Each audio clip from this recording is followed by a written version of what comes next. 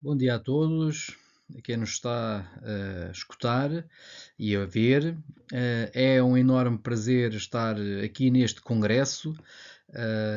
falando a partir de Portugal. E aquilo que resolvemos trazer, eu e o meu colega Sérgio Campos,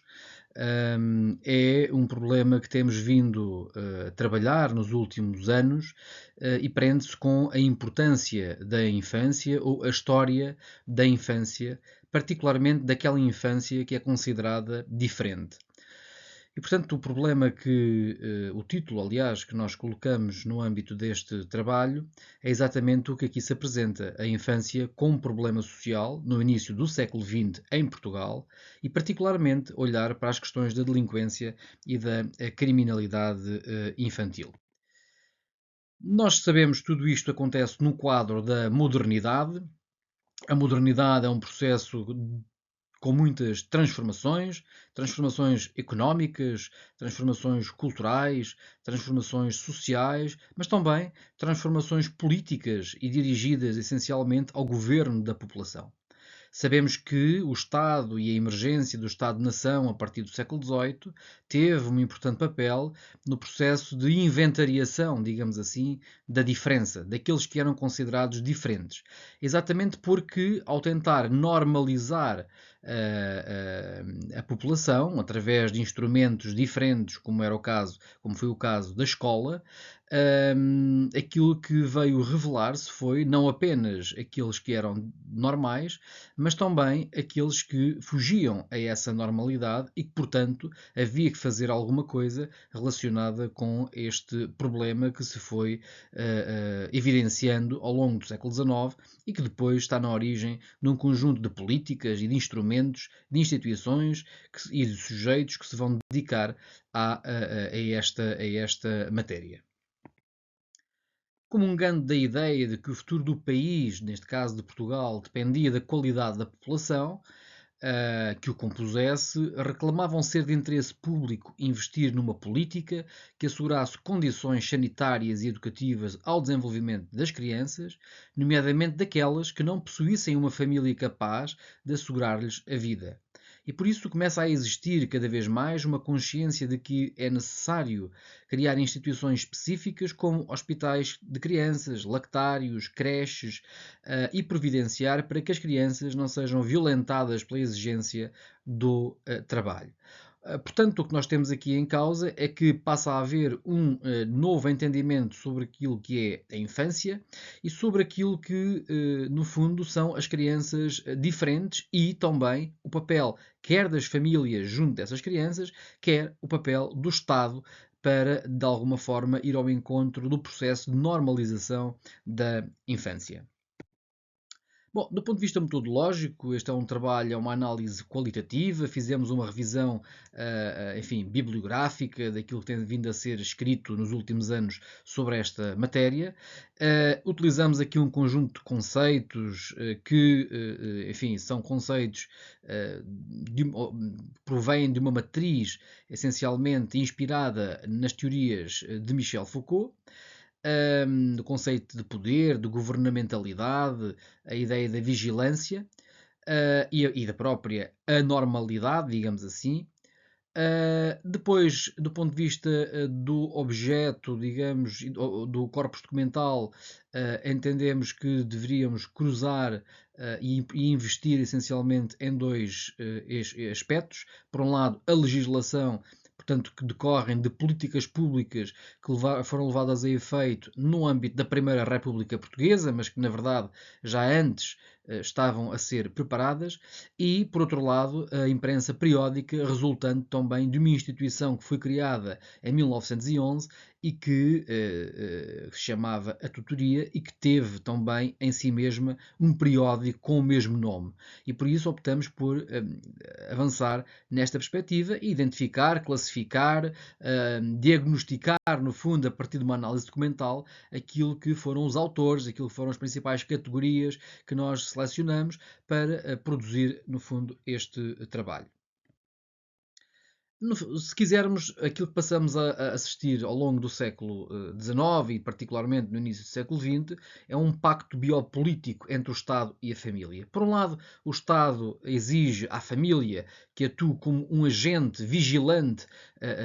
numa primeira instância, do corpo da criança e, portanto, que lhe dê todas as condições para que possa ser um indivíduo útil e produtivo à sociedade. E, por outro lado, a família cede exatamente esse monopólio sobre a criança, entregando, quando necessário, as famílias, os filhos à instrução estatal e à autoridade médica. E, portanto, há aqui um conjunto de aspectos que levam a que as crianças passem a ser um dos sujeitos mais governados, digamos assim, ao longo da modernidade. O Estado, de alguma maneira, oferece a chancela científica de que a normalidade da criança será protegida e otimizada. Deste ponto de vista, temos essencialmente dois aspectos. Por um lado,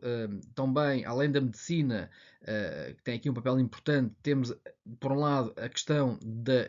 das leis que vão surgir, das políticas públicas, como é o caso da Lei de Proteção à Infância em 1911, a primeira lei, digamos que estruturada e enquadrada na Primeira República Portuguesa,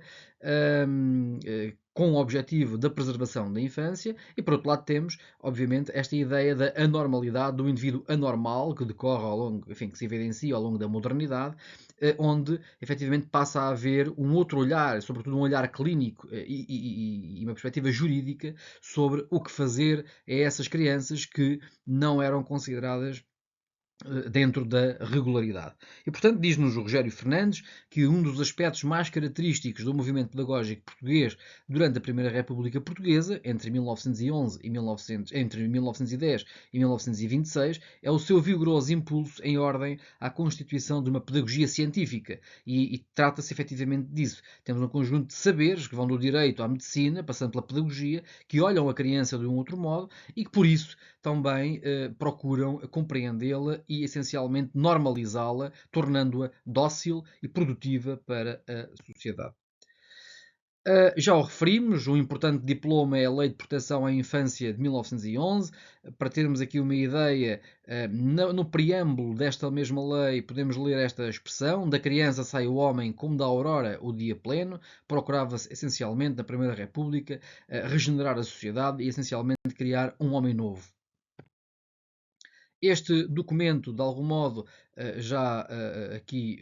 o referimos, tinha como grande objetivo proteger, regenerar, tornar útil as crianças, tornar útil aqueles que efetivamente podiam estar em condições precárias e que por isso também podiam cair em situações de perigosidade social, nomeadamente ao nível da criminalidade e da delinquência.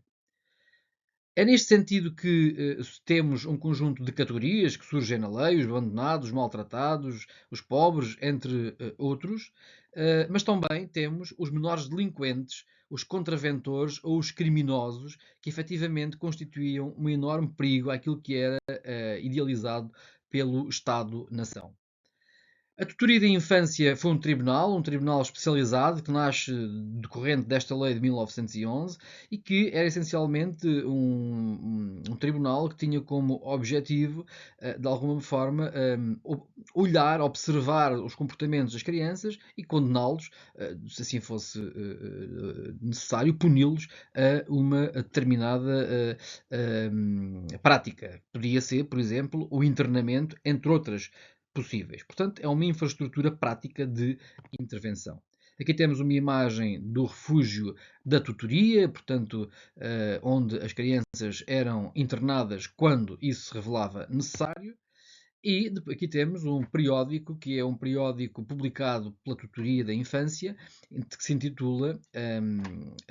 a Tutoria, Revista Mensal Defensora da Infância, fundada entre 1912 e 1916 por Pedro de Castro, que era um juiz presidente da comarca da Tutoria Central de Lisboa, e onde várias personalidades da pedagogia portuguesa participaram, e este periódico tinha como foco, efetivamente, as questões relacionadas com o corpo e com o espírito, a delinquência, os delitos e a forma como estes problemas podiam ser efetivamente tratados. Encontramos aqui 28 artigos entre 1912 e 1916 dedicados especificamente às problemáticas da criminalidade e da delinquência infantis de diferentes autores.